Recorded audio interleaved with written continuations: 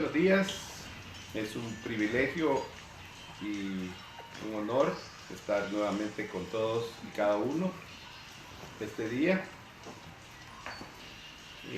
Un día lluvioso, pero igual un buen día que el Señor ha hecho para que todos nos gocemos y nos deleitemos delante de su presencia.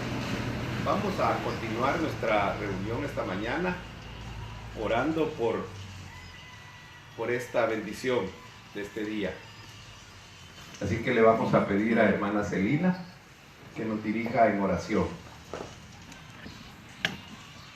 Bendiciones. Hoy quiero que nos pongamos en común acuerdo y vamos a orar y a clamar todos en unidad de fe por este tiempo, porque ese huracán, tormenta tropical, se llame como se llame, sea deshecho. Sé que tenemos autoridad sobre el tiempo, tenemos autoridad sobre el clima y vamos a orar también porque haya sabiduría en el gobierno para que tomen las decisiones correctas para nosotros. Y vamos a orar por todos los policías que se andan mojando, que andan en la calle y que están trabajando, y por los médicos también. Así que en unidad de fe ahora, clamemos. Usted ahí en su casa, y sé que Dios nos va a responder. Padre, en el nombre de Jesús, estamos hoy creyendo en tu palabra, que dice que te pidamos, que todo lo que te pidamos en el nombre de Jesús nos será dado, mi Señor. Yo quiero pedirte esta mañana en unidad de fe con mis hermanos, que esta tormenta tropical se deshaga, que dice huracán, se llame como se llame, le ordenamos en el nombre de Jesús que se deshaga y que no haya, Señor, cosas que tengamos que lamentar, Señor. Que el clima se vaya, Señor, poniendo normal. Padre, en el nombre de Jesús, te suplicamos que deshagas esta tormenta, Dios. Que, Señor, se vaya, se deshaga, no sé, tú haz como a ti te plazca, mi Dios, pero ayúdanos, te pedimos auxilio, te pedimos ayuda para que esta tormenta ya no siga, Padre. Te lo suplicamos, Padre de misericordia. También, amado mío, te pedimos, Señor, por nuestro gobierno, Padre, que por favor, Señor, tú des la sabiduría, tú pongas, Señor, en la mente de ellos tus pensamientos y que puedan hacer lo correcto para el pueblo, Señor. Tú sabes lo que es lo mejor para nosotros, Padre. Te pedimos que el gobierno se ponga de acuerdo, Señor, que lleguen a un acuerdo, pero que ese acuerdo sea para el pueblo, para que el pueblo esté bien, mi Dios. En el nombre poderoso de Jesús, tú tienes el poder. Si tú das tu palabra, Señor, si tan solo dices tu palabra, Señor, yo sé que será hecho, Padre. En el nombre de Jesús te suplicamos, te clamamos, Padre, sabiendo que tú estás de parte nuestra, mi Rey. También, Señor, por cada médico, enfermera, Señor, que con este tiempo han tenido que salir, guárdalos. Señor, ayúdales para que no se vayan a enfermar. Los policías, Señor, los soldados que andan en la calle, Señor, por favor, cúbrelos con tu sangre. Ayúdales, Señor, guárdales, Señor. Dale salud, Señor. Personal de salud. Acorázalo, Señor, en el nombre de Jesús, al personal de salud, Padre, a todos los que han tenido que salir a trabajar, mi Rey, por favor, cúbrelos, Señor, acorázalos, Padre, para que ninguna enfermedad les llegue, Señor, en el nombre de Jesús. También, Señor, quiero suplicarte por cada persona, por cada hermano que hoy está viéndonos, Padre. Te pido en el nombre de Jesús, mi Señor, que los llenes de tu Espíritu Santo, que esta mañana tú nos des sin medida, tú nos llenes. Si algo anhelamos es de tu Espíritu, Señor. Danos de ti, tu presencia, la anhelamos. Clame ahí en su casa que anhela la presencia del Señor, y Él está llegando, Él está descendiendo en cada casa, Él está dando de su amor, de su poder en cada casa, está sanando, está obrando, está quitando el dolor, está quitando la tristeza, nos está dando gozo. Llénese hoy, llénese, llénese, llénese de la presencia del Espíritu Santo, porque en cada hogar, en cada persona que hoy está escuchando esto, el poder del Espíritu Santo está llegando. En el nombre de Jesús, Señor, mándanos un espíritu de arrepentimiento, Padre, y que podamos reconocer, Señor, en lo que fallamos, y cambiemos nuestro estilo de vida, y cambiemos nuestra manera de vivir, y cambiemos nuestra forma de pensar, Señor. En el nombre de Jesús te hemos pedido, Padre. Y ahora te damos gracias por la respuesta que tú vas a dar a cada petición, mi Dios. Gracias, amado. Y te pido, Señor, que nos hables y que podamos ser hacedores de tu palabra, mi Dios. En el nombre de Jesús, Señor. Amén. Amén. Qué bueno que podamos estar esta mañana reunidos a través de este medio. Es una bendición muy grande poder compartir con todos ustedes en este día. Queremos pedirles a los que todavía no se han conectado con esta segunda parte de la transmisión, que lo hagan. Si nos pueden, yo he escrito ahí en el chat para que lo hagan, no sé si ya está, pero igual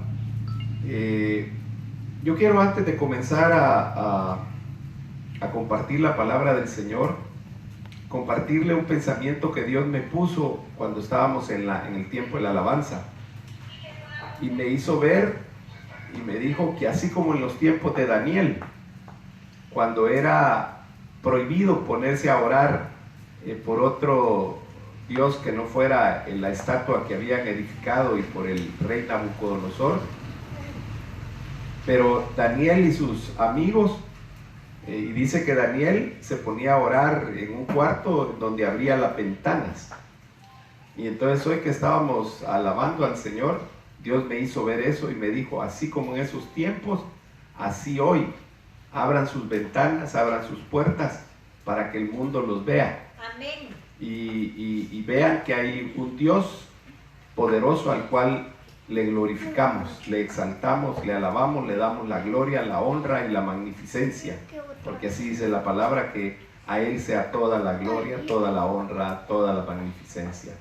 Así es que le comparto esto porque creo que son palabras de Dios para nosotros en este tiempo, que son tiempos finales. Yo lo voy a seguir proclamando porque es algo que Dios ha puesto en mi vida. No sé cuánto tiempo va a tardar la venida del Señor todavía, pero lo que sí sé es que son tiempos finales ya. Faltarán que 5, 10, 20, 50 años, no sé, pero es poco tiempo ya para la venida de nuestro Señor. Yo esta mañana quiero compartir con usted acerca de lo que tiene que ser lo primordial o la primacía del creyente. ¿Qué es lo que el creyente debe tener como cosa primordial en su vida? Y yo para esto quiero que usted me acompañe a Juan 12:8, por favor. El Evangelio de Juan, capítulo 12, versículo 8. Tal vez hoy me va a ver que me volteo un poco más aquí, pero voy a ir tratando de ponerle los comentarios ahí para que usted no se pierda. Ya llegó la ayuda. Juan 12:8. Dice la palabra del Señor en el nombre del Padre, del Hijo y del Espíritu Santo. Porque a los pobres siempre los tendréis con vosotros, pero a mí no siempre me tendréis. Repito, porque a los pobres siempre los tendréis con vosotros, pero a mí no siempre me tendréis, dijo el Señor en esa oportunidad. Aquí Jesús estaba en casa de sus amigos María, Marta y Lázaro, y estaba con un buen grupo de personas, porque donde Jesús llegaba, siempre llegaba mucha gente, muchas personas lo seguían a él, y cuando se enteraban de que él iba a llegar a determinado pueblo, ciudad, el lugar, entonces la gente se agrupaba ahí y le seguían a Jesús. Entonces había una buena cantidad de personas. Y entonces Jesús les externa de que a todo lo demás, todo lo del mundo, y hizo énfasis en los pobres, iban a estar siempre, pero Él no siempre iba a estar con ellos. Claro, Jesús prometió antes de irse que siempre estaría con todos nosotros, pero no en persona, no en cuerpo físico, porque Él, después de los 40 días de resucitado, dice la palabra que Él subió al cielo, fue recogido en una nube de ángeles y fue llevado al tercer cielo y está sentado a la derecha del Padre. Entonces tenemos la presencia de Él, ciertamente. Él está en nuestras vidas, su Espíritu está en cada uno de nosotros, los hijos de Dios, los hermanos de Cristo, pero físicamente ya no lo tenemos. Todo lo demás lo tenemos. Pobreza existe. Bueno, de hecho hoy están diciendo que la pobreza va a incrementarse en no sé cuánto. O sea, este año van a haber mucho más pobres de los que habían años anteriores. Pero ¿cuál debe ser la cosa primordial para todo creyente? Y es la presencia de Cristo en su vida. No hay otra cosa que interese más, que importe más, que sea lo primero, lo primordial, lo esencial, la primacía sobre todo. Tiene que ser Cristo, el Señor Jesús. Generalmente a los seres humanos desde pequeños se nos enseña que hay un Dios supremo y todopoderoso, y que si no hacemos conforme a lo que Él nos pide, nos va a castigar. Al menos fue parte de la enseñanza que me dieron a mí, ¿verdad? Que me dijeron que Dios castigaba. Dios no castiga, Dios disciplina. Porque dice Dios que a todo el que Él toma como hijo y le da su amor, a ese lo disciplina. Y es necesaria la disciplina. O sea, no estoy negando yo eso, porque eso es parte de la Escritura, de lo que yo he creído, de lo que Dios ha dicho. Pero Dios no es un Dios castigador, no es un Dios que te obliga a hacer las cosas. De hecho, su palabra son decretos, mandamientos, estatutos. Pero depende de cada quien si los cumple o no los cumple. Claro, si no los cumple, entonces traerá consecuencias negativas. Si los cumple, traerá consecuencias positivas o buenas. Por eso dijo un día al pueblo de Israel: he aquí, le dijo, hay dos montes, en uno de ellos está la bendición, en el otro está la maldición.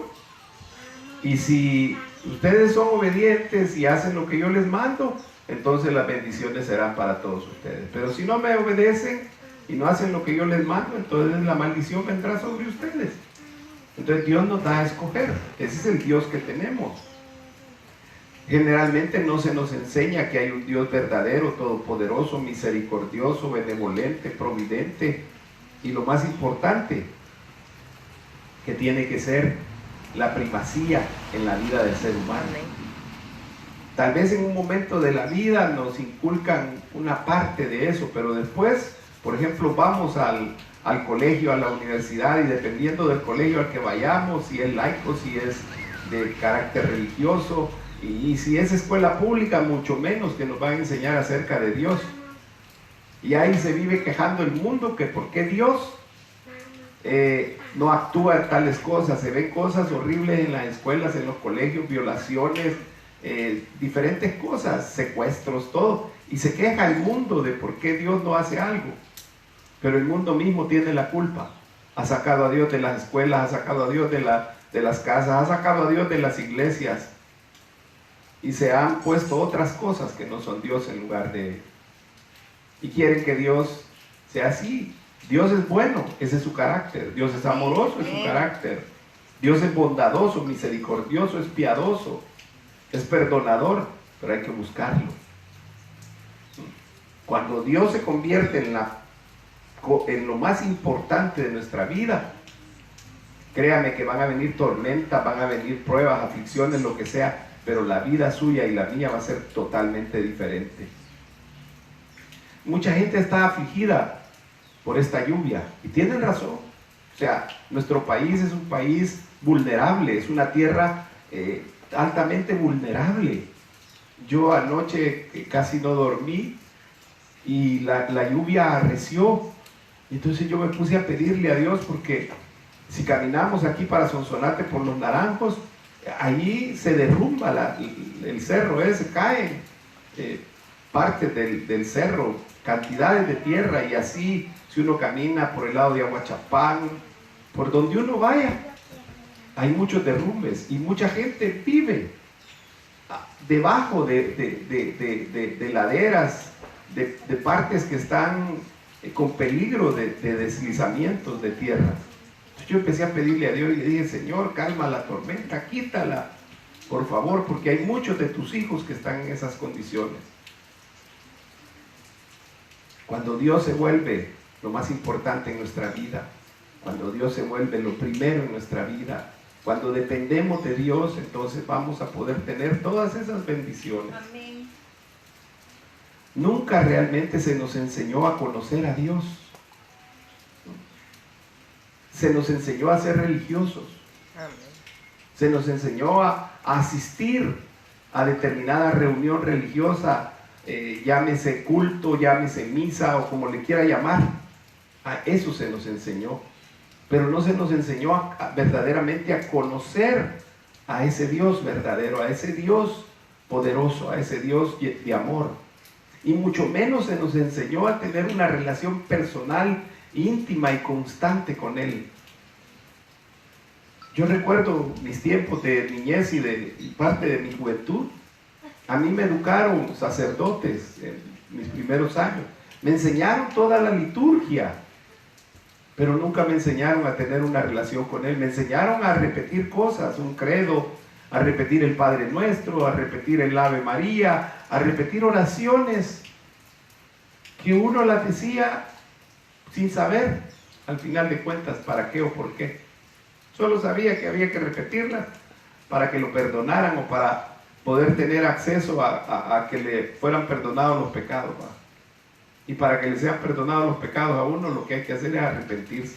Amén. Ponerse delante de Él, orar, pedirle perdón, y Él es perdonador, dice la palabra. Pero no nos enseñan a conocer a ese Dios, a tener una relación con Él.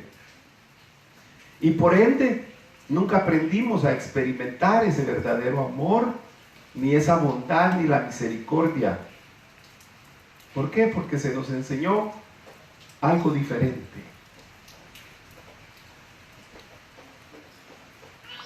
Fíjese, Adán y Eva no tuvieron padres terrenales. Si usted va a Génesis, ellos nunca tuvieron papá y mamá como usted y yo, pero tuvieron al único y verdadero Padre, que es Dios. Ahora, para poder experimentar esa paternidad de Dios en nuestras vidas, tenemos que relacionarnos con Él. Por eso es que ahí andan muchas personas detrás de hombres o de mujeres o de jóvenes, a los cuales se adhieren para sentir cierta paternidad, y se constituyen aquellos en sus padres, así, en sus guías espirituales, como les quieran llamar.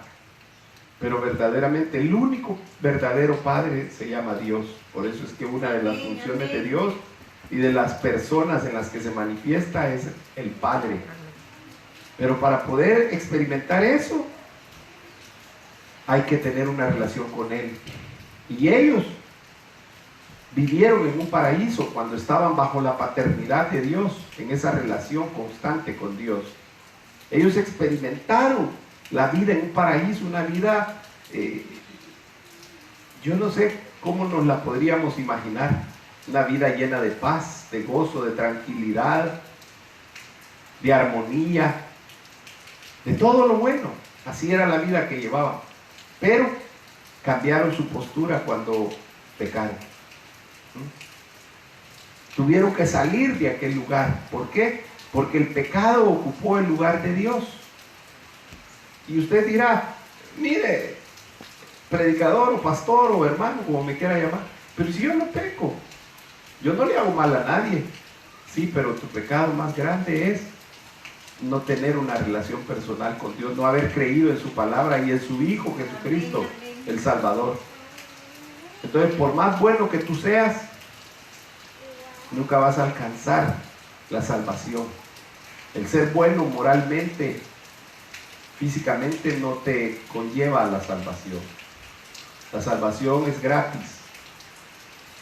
No tienes que hacer nada más que creer que Jesús es el Señor.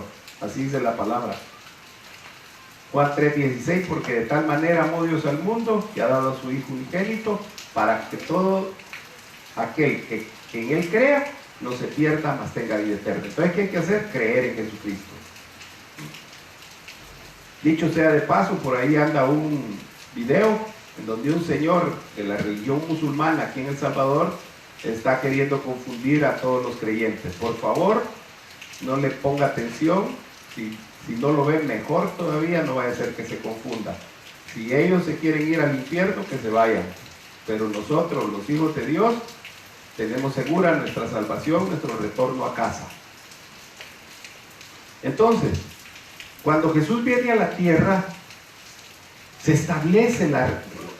restablece la relación entre el hombre y Dios, porque quien se separó fue el hombre. El hombre decidió separarse de Dios, el hombre decidió hacerse a un lado, decidió por el pecado, puso al pecado como primer cosa, en lugar de mantener a Dios. Imagínense qué mundo sería este si Adán y Eva no hubieran pecado. Sería un mundo excepcional, sería un mundo bello. No estaría ahorita con los problemas que hay de la capa de ozono, ni el ¿cómo se llama? El efecto invernadero y todas esas cosas que tenemos y hemos tenido. Los deshielos que hay. ¿Por qué? Porque Dios creó perfecto. Pero el hombre, cuando cambió a Dios, como dicen Romanos, por imágenes de animales, de hombres, de esto y de lo otro, se alejó de Él y entonces todo tuvo un cambio. Entonces Jesús viene y le dice al hombre que lo que tiene que hacer es amar a Dios con todo lo que posee. Por eso dice, con sus fuerzas, con su mente, con su alma, con todo su ser, con todo lo que posee, con los bienes, con todo, con su vida misma. De esa manera tenemos que experimentarlo. En este pasaje que leímos, cuando Jesús vuelve a casa de Marta, María y Lázaro, Él enseña aquí que todas las cosas en el mundo tienen un plano secundario. Que lo más importante es Él. Que las cosas del mundo son pasajeras, pero Él es eterno. La vida con Él es una eternidad. Él mismo es la eternidad. ¿Qué te vas a llevar cuando te mueras? Nada. De hecho, en cuestión de días, meses y años, ya no va a haber más que polvo de lo que tú eres hoy. La belleza se acaba. Por más que haga la gente, que se ponga cremas, se inyecte, se haga lo que se haga, este cuerpo se va deteriorando. Probablemente durante algunos años puedan evitar las arrugas, pero llega un momento en que se pierde la frescura, se pierde todo. No te llevas nada físicamente, pero espiritualmente te llevas todo si tienes a Jesús en tu corazón, si Él es la primacía en tu vida. Vas a ir a vivir una vida en donde dice que ya no va a haber llanto, ni dolor, ni enfermedad, ni nada, pues. Todo va a ser paz, alegría, gozo, regocijo, descanso, reposo. Vamos a entrar en el reposo de Dios totalmente. La salvación ahí se va a completar totalmente. Vamos a estar en un cuerpo diferente, en donde nuestro cuerpo, alma y espíritu van a estar reunidos nuevamente al lado del Señor, viviendo una eternidad junto con Él.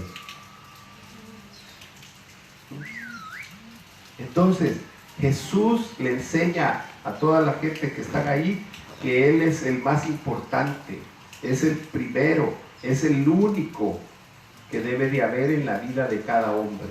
Él es el Hijo de Dios. Nada menos, nada más que eso. El Hijo de Dios, oye, Él es el Hijo de Dios. Por eso es que Él, y a quien le responde directamente, es a Judas. Le dice, a los pobres siempre los van a tener, en el mundo siempre van a existir pobres.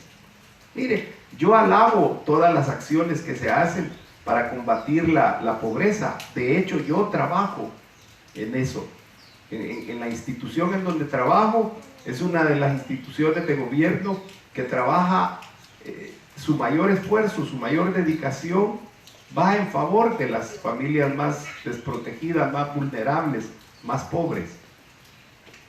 Pero nunca va a dejar de haber pobreza. Siempre va a haber pobreza. Entonces, y le pongo este ejemplo porque es el que puso él, pero nos afanamos por muchas otras cosas y las ponemos en primer lugar.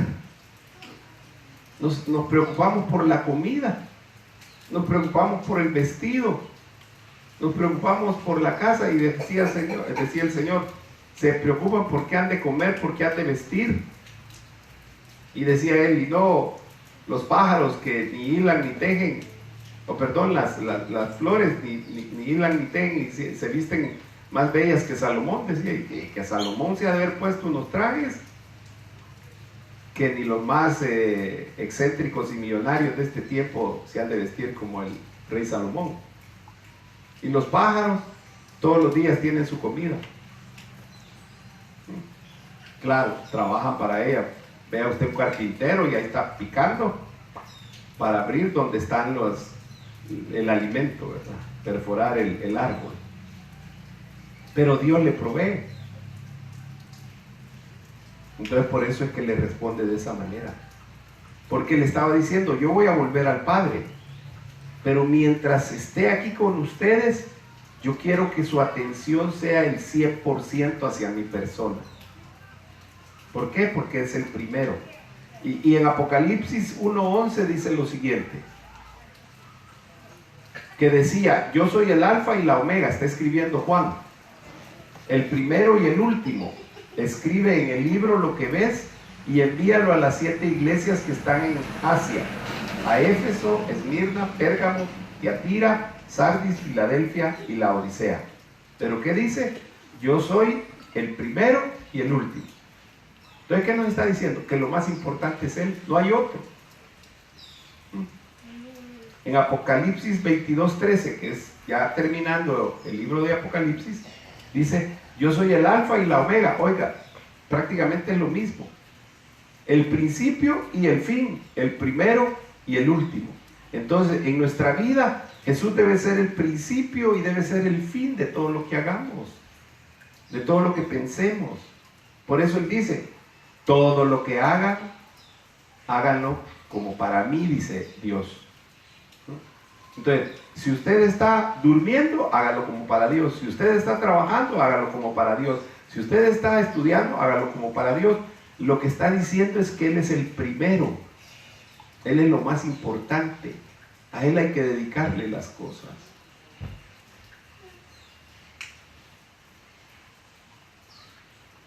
Entonces, cuando nosotros, y yo esto empecé a hablarlo el día viernes, aprendemos a vivir con el conocimiento de Dios, de quién es Dios, y nos enfocamos en que lo primero en nuestra vida es Jesús, y descubrimos que todo lo demás es secundario, es efímero, tiene una terminación de días, de años, pero que no pasan de esta tierra, no salen de esta atmósfera. Entonces, entendemos que todo eso no puede tener el lugar, no puede ocupar el lugar que debe ocupar Jesús en nuestra vida. Te hago una pregunta: ¿quién más te ha dado salvación? Nadie. Nadie. Solo Jesús. ¿Quién más te provee de trabajo? ¿Quién más te provee de alimento? ¿Quién más te provee de calzado? Yo trabajo, pastor. Sí, yo también. Pero usted sabe, el trabajo que yo tengo, lo tengo porque Él me lo ha dado. Amén. La vida que tengo, la tengo porque Él me la ha dado, porque si no, a saber cuántas veces me hubiera muerto ya. La última fue hoy en enero. Que el que no me dejó morirme fue Él. Yo ya había decidido morirme, pero como no soy dueño de mi vida, entonces tampoco Él llegó y me gritó ni nada, no. Me mandó ahí un grupo de personas a mi familia para que me rodearan, y cuando los vi así con aquellos ojos de gato que ponen así, entonces, ¿y qué hago pues? Y entonces me dijeron, pues sí, nosotros queremos que estés con nosotros. Era el mensaje de Dios para mi vida, diciéndome: todavía no es tu tiempo, Roberto. ¿Por qué? Porque el dueño de mi vida es Él. Entonces yo entendí y dije: está bien, doctor, córteme la pierna. ¿Usted cree si no es fácil? Para mí no ha sido fácil esto. Amén.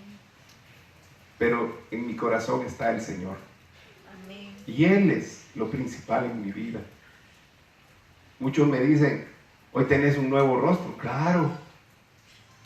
Yo, si me pudiera cambiar el nombre, me pudiera poner hoy el de la película, ¿verdad? De Leonardo DiCaprio. Yo sí soy el renacido. Yo estaba muerto, no en mis delitos y pecados. De eso ya hace años que me rescató, me dio vida nueva. Pero hoy me rescató de la muerte física, Dios. Y yo renací ese día. El miércoles que desperté, renací. Entré casi muerto a la sala de operaciones. La gangrena me iba comiendo mi cuerpo, se comió mi pierna en cuestión de 4 días. Imagínense si hubiera llegado a mi cadera, luego entra a mis intestinos, se va a los pulmones, al corazón y trueno. Pero Dios tenía y tiene planes para mi vida, tiene un propósito, su voluntad. Entonces yo he llegado a entender que lo primero en mi vida es Él. Lo único que tiene que prevalecer en mi vida es Él. Eso no implica que no voy a hacer bien las otras cosas. Claro, tengo que trabajar, tengo que relacionarme con mi familia, cuidar de mi familia, proveer todo lo que implica ser hombre, ser padre, ser esposo, ser amigo. Pero mi dependencia es en Cristo, en el Espíritu Santo, en mi Padre eterno. Es Él quien consuela mi vida, es Él quien me provee.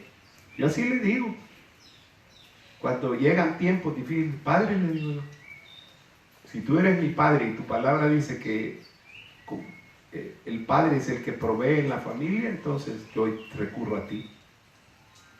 Y entonces Dios provee. Entonces tenemos que aprender a vivir de una manera diferente. Tenemos que conocer a Dios. Y para conocerlo tenemos que relacionarnos con Él. Tenemos que actuar en obediencia a Dios. Tenemos que tener una convicción en cuanto a Él, a la persona del Padre, del Hijo y del Espíritu Santo. Y debemos de aprender a despojarnos de todo, aún hasta de la familia. Porque Jesús dijo: quien no aborrezca a su padre, a su madre, a sus hermanos, no es digno de mí.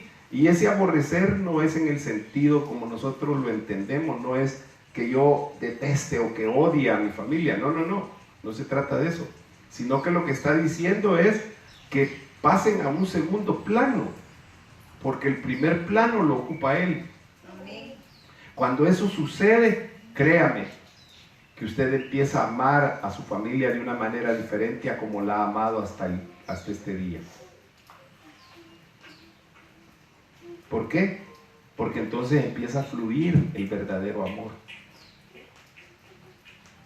a despojarnos de los bienes. Tal vez usted no tenga mucho, pero yo siempre pongo de ejemplo a la viuda que dio las 2 dracmas, o a la otra viuda que dio la masa y la harina y el poquito de aceite que tenía para el profeta. Se despojaron de todo, no les quedó más. Pero lo precioso de todo eso, la lección es que no se murieron, no nunca, pero no se murieron por quedarse sin nada. ¿Por qué? Porque entonces vino la provisión abundante y sobreabundante de parte de Dios para sus vidas. Tenemos que despojarnos de la vida misma de nosotros, de nuestra voluntad, de nuestros deseos, pensamientos y anhelos. Cuando tú le entregas tus anhelos a Dios, Él va a actuar. Cuando le entregas tus deseos, tus metas.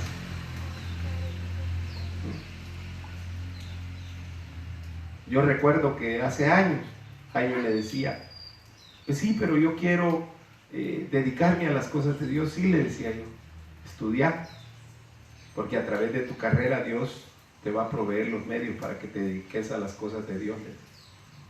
A mí no se me olvida, y no sé si a Jaime ya se le habrá olvidado, pero así le decía, no te preocupes, Dios va a utilizar lo que vos seas para que hagas la obra de Él.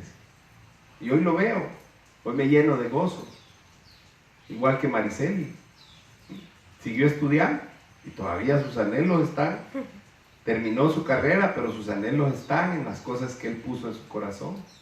Y yo sé que Dios en su tiempo va a obrar, va a hacer lo que dijo que iba a hacer. Y cuando lo damos todo por Jesús, entonces nuestra vida cambia.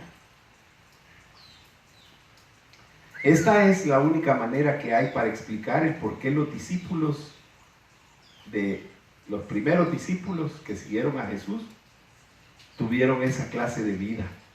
Una vida de desapego a lo material, de entrega completa al servicio de Dios. Le sirvieron con todo al Señor. Ellos no decían sí y no actuaban. Al contrario, ellos le dijeron sí al Señor. Por ejemplo, Pedro, Juan, Andrés y ¿quién era el otro? Jacobo, creo que es. Si no me equivoco, si me equivoco, búsquelo por favor. Corrobórenlo. Ellos dejaron las redes. Y perdón, como cantó alguien un día por ahí, a la red es rota, ¿va? No, las redes de los pescadores es cierto, se rompen, pero las remiendan. Porque si fueran redes rotas no podrían pescar, porque por ahí se saldrían todos los peces. Las redes que ellos dejaron, dice que estaban remendando las redes cuando Jesús pasó. Creo que así dice.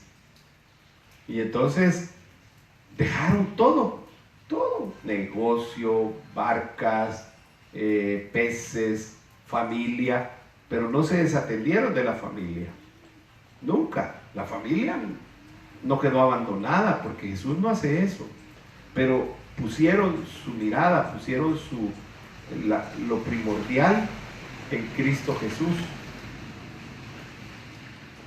su Señor. Lucas 14, 26, 33 dice lo siguiente: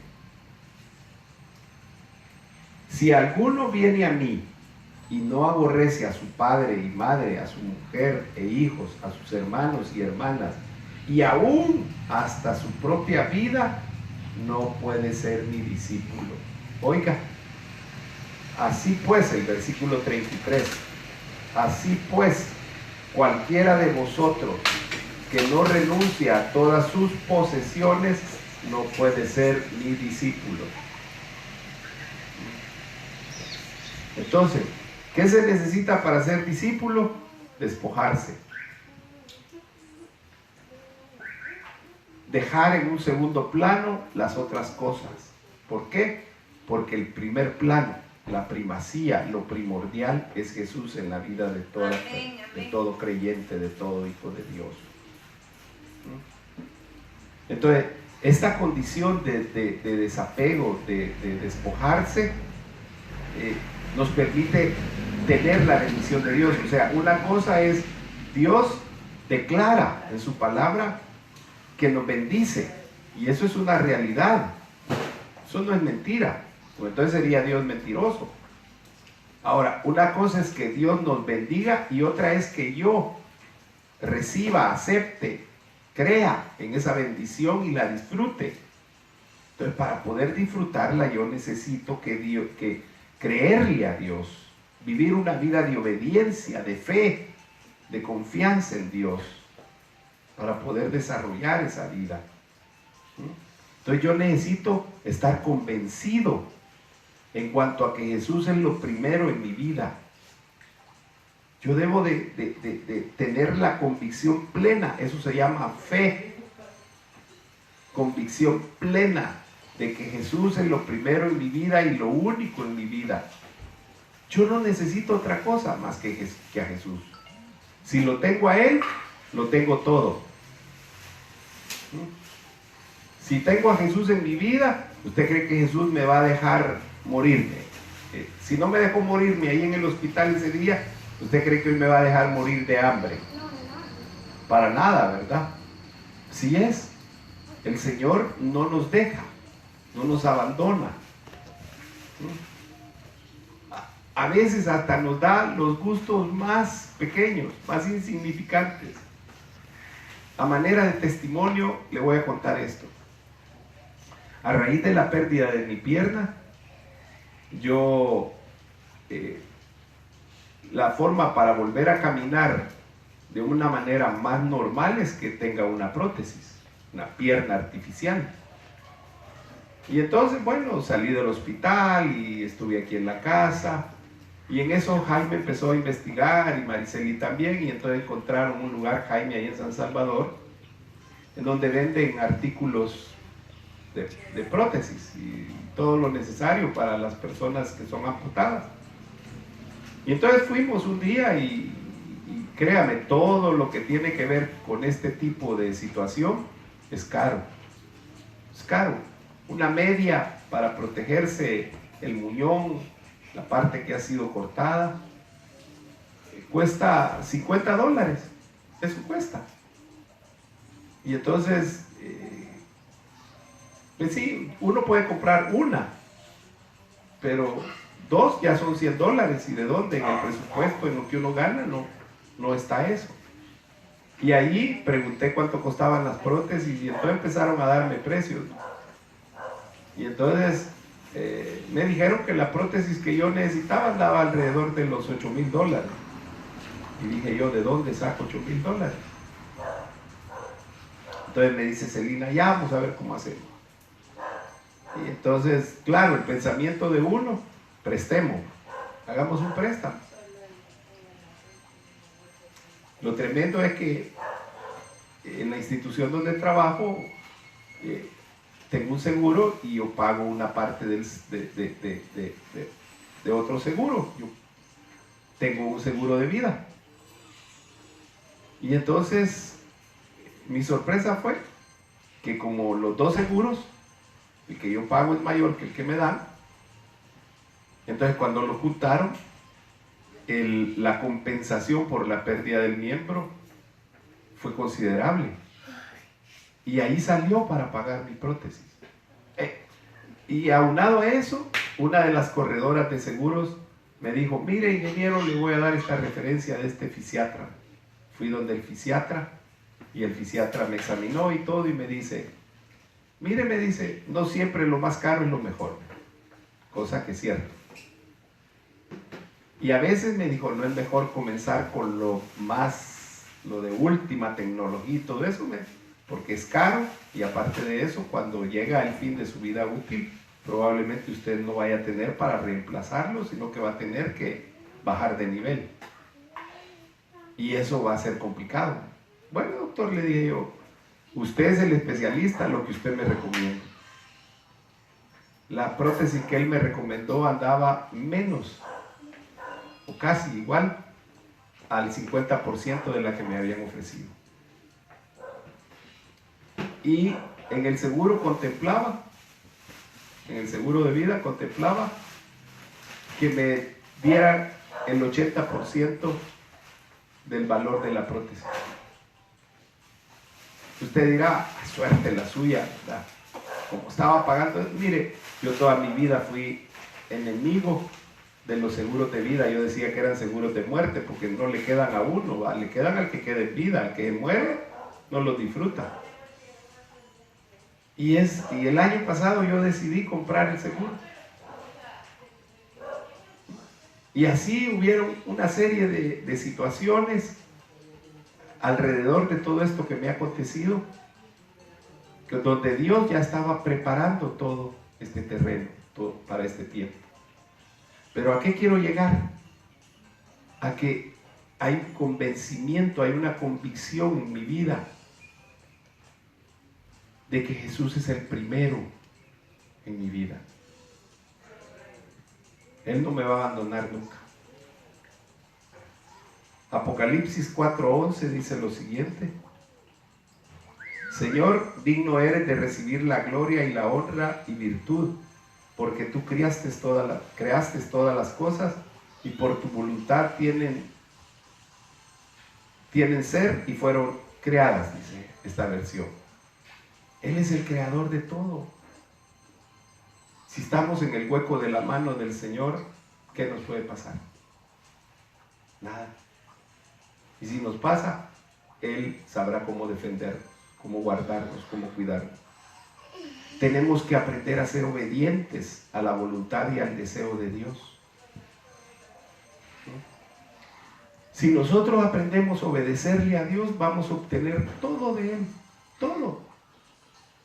Así como los niños, ¿verdad? Cuando se portan bien, entonces viene el regalo prometido. Si se portan mal, entonces el regalo no llega. Pues igual pasa con Dios. O sea, Dios nos ama a todos por igual.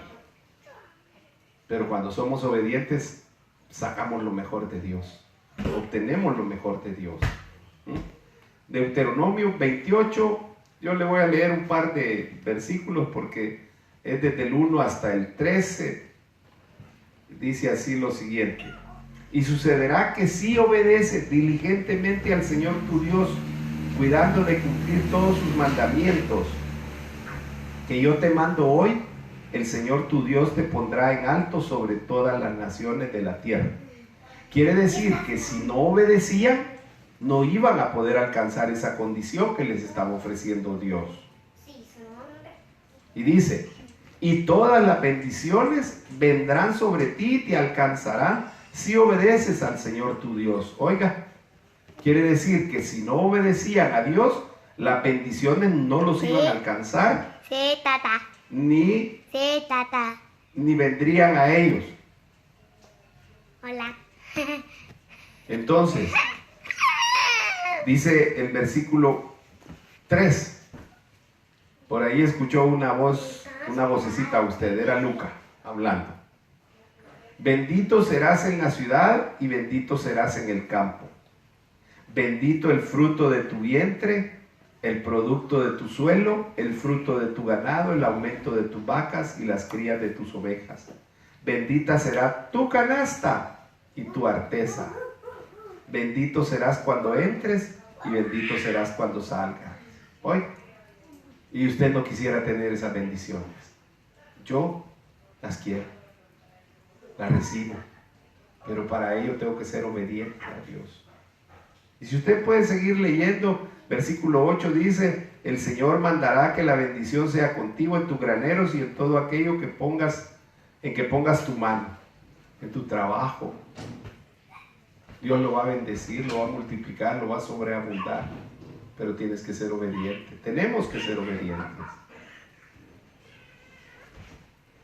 Dice el 11: el Señor te hará abundar en bienes. Oiga, mucha gente se queja que no tiene, que esto, que lo otro, pero no le quiere obedecer a Dios. el fruto de tu vientre. Dios bendice a todas aquellas parejas que todavía no han tenido la dicha de ser padres. Hoy declaramos bendición en el vientre de las mujeres y en los lomos de los hombres.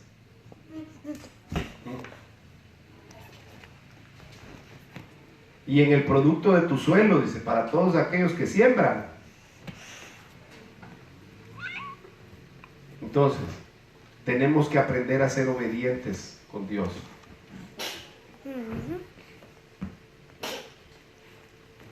Tenemos que aprender a ser fieles.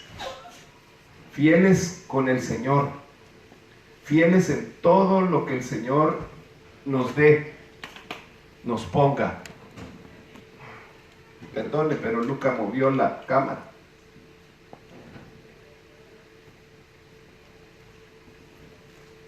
Entonces nosotros tenemos que aprender a ser fieles en todo lo que somos y poseemos con Dios. Miren lo que dice Mateo 25, 21 y 23. Y su Señor le dijo: bien, buen siervo y fiel, sobre poco has sido fiel, sobre mucho te pondré. Entra en el gozo de tu Señor. Y así le dijo al otro siervo también, en el versículo 23. Su Señor le dijo: bien, buen siervo y fiel, sobre poco has sido fiel, sobre mucho te pondré. Entra en el gozo de tu Señor. Entonces tenemos que aprender a ser fieles con Dios, hermano. Implica la fidelidad en todos los aspectos de nuestra vida.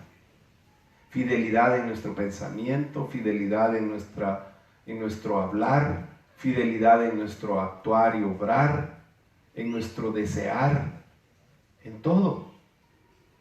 Porque hay quien dice: yo soy fiel con el Señor, le doy mis diezmos, pero tiene unos pensamientos o tiene una forma de hablar que ni entre los impíos se hace, se menciona, como dice la palabra en Romanos, o en Corintios, perdón.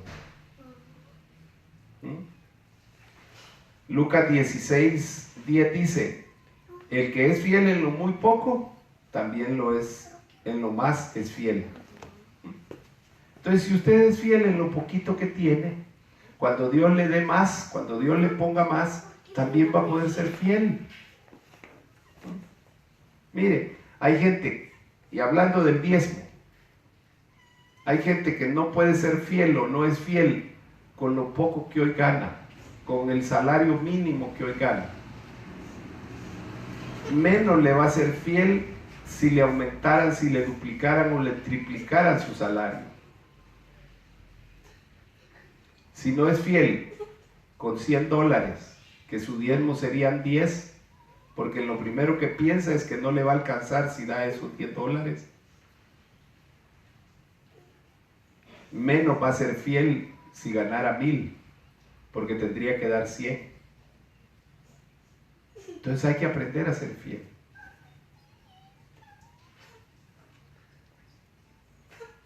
Segunda de Crónicas 31:18 dice: asimismo, a los de su generación, con todos sus niños y sus mujeres y sus hijos e hijas, a toda la familia, porque con fidelidad se congregaba a las cosas santas. Oiga, entonces eran fieles en todo, aprendieron a ser fieles en todo. Y por último, para poder vivir esa vida en donde Jesús es el primero, en donde todo lo demás pasa a un plano secundario y donde alcanzamos una calidad de vida diferente, llena de bendiciones, sobreabundante en todo, debemos aprender a honrar el nombre de Él, porque solo Él es digno de toda la gloria y de toda la honra. El Salmo 96:8 dice lo siguiente: dad a Jehová la honra debida a su nombre, tomad presentes y venid a sus atrios. Entonces, hoy me dirá usted: ¿y qué puedo llevarle a Dios? Su vida, su trabajo, su familia, Todo lo que usted haga, diga, presénteselo a Él. Esos son sus presentes. Llévenlos delante de Él, hónrenlo a Él. Malaquías 1:6 dice: el hijo honra al padre y el siervo a su señor. Si pues yo soy padre, ¿qué es de mi honra?, dice el Señor. Le reclamaba al pueblo de Israel. Entonces nosotros hoy somos el pueblo de Dios, y si Él es nuestro Señor y es nuestro Padre, entonces debemos honrarlo. Uno de los mandamientos dice: honrarás a tu padre y a tu madre, y tendrás largura de días. Entonces, si tú aprendes a honrar a Dios como tu Padre, vas a tener largura de días. Termino con estos dos versículos. Mateo 15:8 dice: este pueblo de labios me honra, mas su corazón está lejos de mí. Le repito, tenemos que honrarlo con todo, no solamente de palabras, sino que con el corazón, con la mente. Por eso dice: amarás a tu Dios con todo, porque esa es la honra que hay que darle. Que no solamente sea de palabras, sino también en lo interno. Honremos y glorifiquemos a Dios. Y Juan 5:23 dice, para terminar: para que todos honren al Hijo como honran al Padre. El que no honra al Hijo no honra al Padre que le envió. Entonces, si no aprendemos a honrar a Jesús, tampoco vamos a poder aprender a honrar a Dios, al Padre. Y Dios quiere, Dios desea, y no me canso de decirlo, que nosotros tengamos una mejor calidad de vida espiritual, del alma, sentimental, si usted quiere oírlo así, y física. Mire, el estar en esta condición no es fácil. El perder un miembro, principalmente una pierna, que dificulta el caminar. Pero créame que teniendo al Señor y dependiendo de Él, se hace más llevadero. El ánimo, la fortaleza que vienen de Él y ayudan a uno para seguir adelante. Esa es la bendición. Hay quienes me dicen: es que usted tiene ánimo. Sí, le digo yo, porque se me lo da Dios. Esto es difícil, cuesta. Hoy que ya me están dando instrucción para poder caminar, créame que es difícil. La mente le dice a uno por momentos: no vas a poder, está difícil, está duro, duele, todo lo que usted quiera. Pero creyendo y confiando en Dios, obedeciéndole a Él, todo se vuelve diferente, más fácil. Dios quiere que tu vida y la mía sean diferentes, que aprendamos a disfrutar de sus bendiciones, a que nos alcancen las bendiciones. Cuando Él se vuelve la primacía, lo principal en nuestra vida, entonces nuestro fruto va a ser recibido por Él. Yo quiero que esta mañana tú cierres tus ojos, si quieres, y le pidas hoy a Dios, le abras hoy tu corazón totalmente, tu mente, y le digas hoy: Señor, ven a mi vida si tú no le conoces.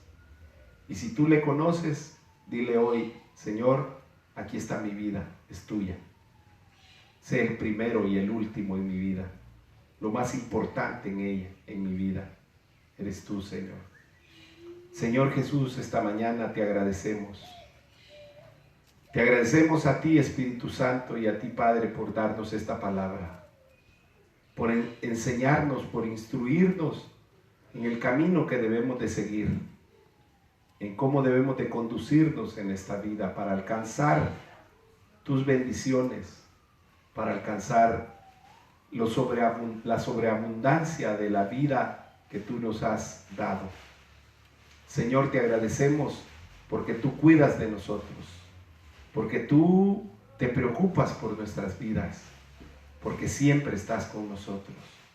Hoy, Señor, te pedimos que entres a nuestros corazones, que llenes nuestra vida, nuestra mente, nuestro corazón, todo nuestro ser de ti, que lo inundes y que podamos, Espíritu Santo, con tu ayuda, aprender a obedecer, a ser fieles, a honrar a Jesús y a estar convencidos de que solamente con Él y en Él podemos vivir esta nueva vida. Gracias, Señor, en el nombre de Cristo Jesús. Que la paz y la gracia de nuestro Señor Jesucristo estén con cada uno de ustedes. Nos vemos el día de mañana. Que el Señor lo bendiga.